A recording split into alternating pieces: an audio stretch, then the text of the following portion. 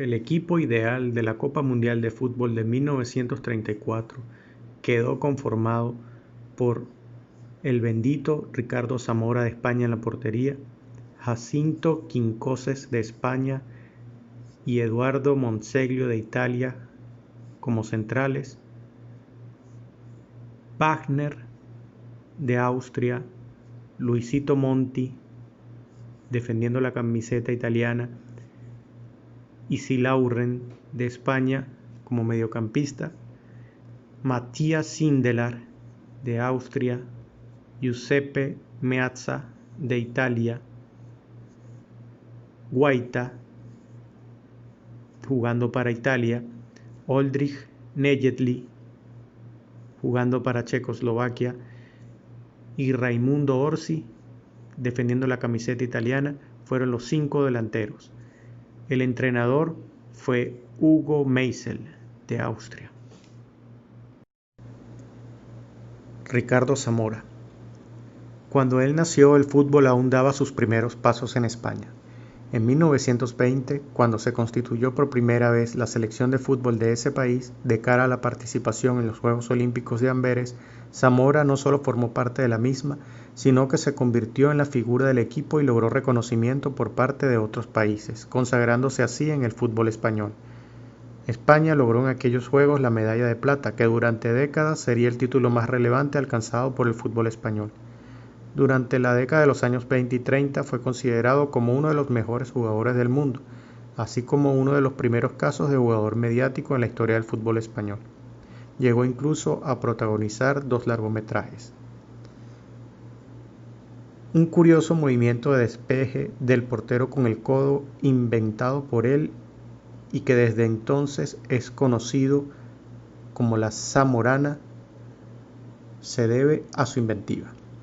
Debido a sus actuaciones, logros y trayectoria, fue incluido de manera póstuma por la FIFA en el Salón de la Fama del Fútbol en el año 2012, siendo el segundo portero en ser reconocido tras Lev Yashin.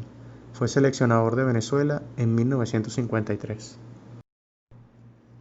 Franciszek Plánica está considerado uno de los mejores porteros de la década de 1930 y una de las primeras estrellas del fútbol en Europa del Este. Militó en el Slavia Praga, con quien durante 13 temporadas ganó 8 ligas nacionales y la Copa Mitropa del 38. Fue además capitán de la selección checoslovaca en las Copas Mundiales de 1934 y 38. A pesar de ser limitado en altura, 1,72 m, convenció a los técnicos por sus reflejos y estilo acrobático. Lo llamaban el gato de Praga. Tras la creación de la Liga Checoslovaca en 1925 firmó un contrato profesional. Durante 13 temporadas disputó 969 partidos con récord de 742 victorias. Ya consagrado en la titularidad en enero de 1926, debutó con la selección nacional frente a Italia. Se retiró en 1938 con 8 ligas nacionales, 6 Copas de Bohemia y la Copa Mitropa del 38. Fuera del campo llevó un estilo de vida sobrio y austero. Sin embargo, tuvo fama internacional gracias a la Copa Mundial de Fútbol. Participó en la de 1934, en donde quedó subcampeón luego de perder en prórroga con los italianos. 4 años después llegó hasta cuartos de final en 1938. Participó en la llamada Batalla de Bordeaux ante Brasil en cuartos de final. El encuentro fue tan violento que jugó la prórroga con fractura en el antebrazo, aunque no se percató hasta el pitido final. 2 días después, se programó un desempate en el que causó baja y los checos fueron eliminados. Plánica siguió practicando deporte durante años y fue reconocido uno de los mejores porteros de su generación. En 1985 la UNESCO le otorgó un premio al Juego Limpio por su carrera futbolística y deportiva. Falleció el 20 de julio de 1996 a los 92 años, siendo el último superviviente del Mundial del 34. Se le rindió un funeral oficial y Karel Poborský, capitán de la selección checa, retrasó su fichaje por el Manchester United para poder asistir. La Federación Internacional de Historia y Estadística del Fútbol le situó en 9º lugar de su lista al mejor portero del siglo XX. Giampiero Combi. Sus inicios en el fútbol se dieron con los colores del Savoia, como extremo derecho.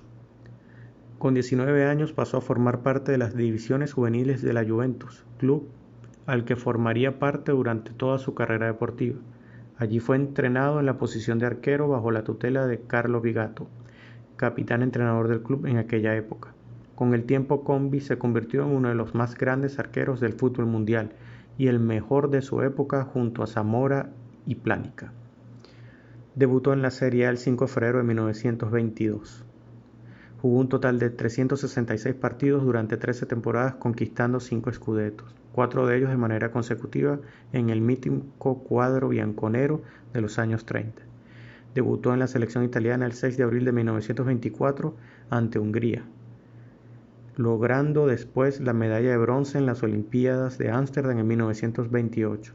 Se retiró de la práctica profesional habiendo disputado 47 partidos como seleccionado, tras consagrarse campeón en el Mundial de Italia 34. Falleció a causa de un infarto con 53 años. Usó un cinturón blanco con hebilla metálica, generando controversia en la época.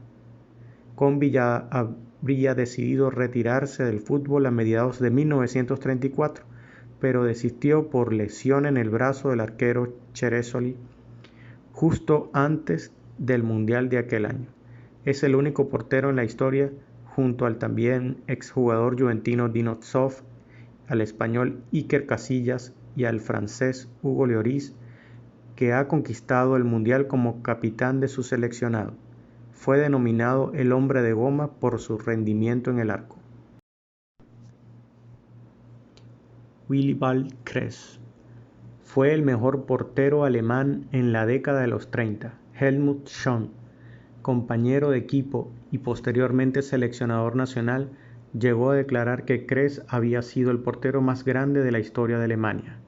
Nacido el 13 de noviembre de 1906 en Frankfurt del Meno, en Alemania, fue un portero completísimo. Alto para la época y muy valiente, tenía enormes reflejos, gran elegancia, mucha agilidad y se colocaba a la perfección. Recibió el apodo del Zamora de Dresden. Con la selección alemana fue internacional en 16 ocasiones entre 1929 y 34. Debutó en un amistoso celebrado en Mannheim, en el que Alemania superó con claridad a Suiza 7-1. Al año siguiente defendió la portería alemana en un importante choque ante Inglaterra de Joe Bradford, David Jack o Frederick Roy Goodall. El amistoso, jugado en el Deutsche Stadion de Nuremberg, diseñado por el nazi Albert Speer, concluyó en empate a 3 con una gran actuación del arquero. En 1931 fue incluido en la lista para un encuentro ante el Bundesteam austríaco que finalizó con una severa derrota para los alemanes. La estrella, Matthias Sindelar, le marcó 3 goles y Austria derrotó a Alemania 5-0, un resultado que dolió mucho a los componentes del cuadro dirigido por Otto Nerz.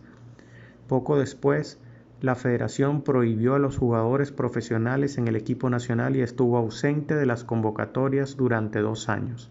Regresó justo antes de la Copa Mundial de Fútbol del 34. No formó parte del 11 en el choque de la fase de clasificación ante Luxemburgo, donde certificaron el pase al Mundial, pero sí lo hizo contra Hungría en un amistoso previo. El seleccionador volvió a confiar en él y lo situó bajo los palos en la primera ronda del Mundial frente a Bélgica. Los Diablos Rojos llegaron con ventaja al descanso por 1-2, pero los alemanes reaccionaron y acabaron imponiéndose por 5-2. En cuartos de final se vieron las caras con Suecia en San Siro y con 2 tantos del centrocampista Hoffmann la eliminaron tras ganar por 2-1. 3 días después, el rival por un puesto en la final fue Checoslovaquia de Oldrich Nejedly, Franciszek Planica, Antonín Puch y Jiří Sobotka. Los centroeuropeos se mostraron muy superiores y con un triplete del que sería máximo realizador del torneo Nejedly, dejaron sin la posibilidad de luchar por el título a los alemanes. Para el entrenador Otto Nerz, el papel en la semifinal de Kress fue muy pobre y no lo alineó en el enfrentamiento por el tercer lugar ante Austria ni volvió a llamarle nunca más, finalizando así su carrera internacional. Rudolf Rudi Hiden formó parte de un equipo de leyenda, el Bundesteam austríaco de los años 30, entrenado por Hugo Meisel y que revolucionó la táctica de la época al jugar un 2-3-5, dispuesto en WM, en el que el mediocentro creativo jugaba un papel decisivo.